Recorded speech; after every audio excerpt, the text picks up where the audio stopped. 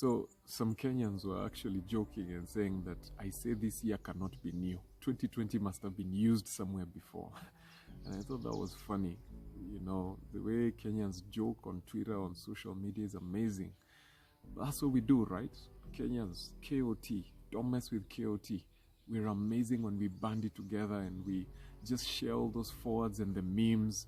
And our humor is one of our biggest assets. But sometimes it is a mask that we put on and we hide our pain and our heart behind that humor.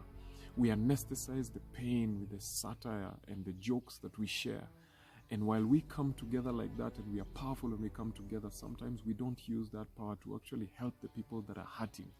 And you know what? Guys are actually hurting. Right now, there are people in this country that are breaking down. There are people that do not know what their next move is going to be.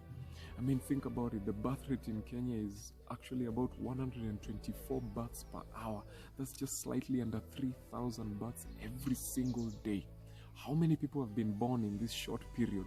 How many mothers right now are going to have to give birth in their own homes because they can't afford medical care? Think about it. The divorce rate in this country is about 360 per year. That is 2014, 2015 statistics. So imagine what it is right now. Basically what that means is every single day there is a marriage that is breaking. There is a home that is becoming dysfunctional.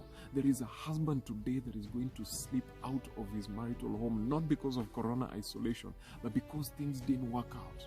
There are kids today that are not going to have their parents. Every single day there are people that are hurting. And you know what? Somebody feels like they want to give up right now. There's somebody listening to my voice and you feel like you're at the end of your rope. You've been looking for a job. You just got a job last month and now you've lost your job after tammacking for 5 years and it feels like you're at your end. And I just want to share with somebody that's hurting today, and I want to tell you this: you're going to make it. Don't give up. Don't you dare give up. That's all I'm going to tell you. I don't have the solution to whatever it is you're going through, but I want to tell you this: do not give up.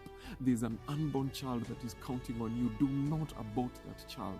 There is an unborn baby that is expecting you to stand firm. There is a 2-year-old, 3-year-old, 5-year-old little girl, little boy that will not understand 10 years from now why you gave up, why you committed suicide, why you chose to walk out on them.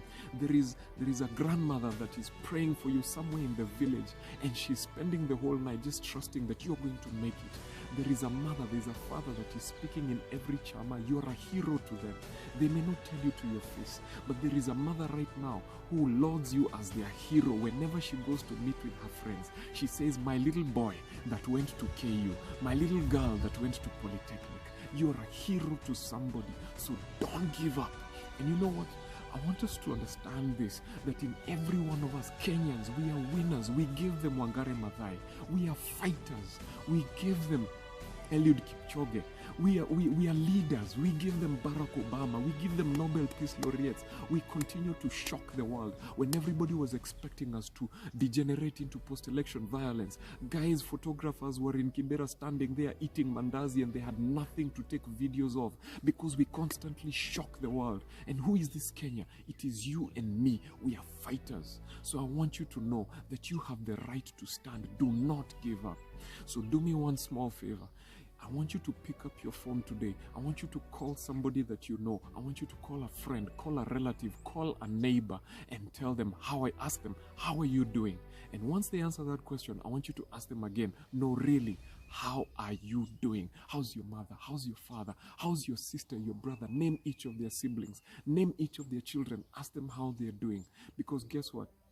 You may not be able to change the world, but you mean the world to one person. So today, pick up the phone and make a difference.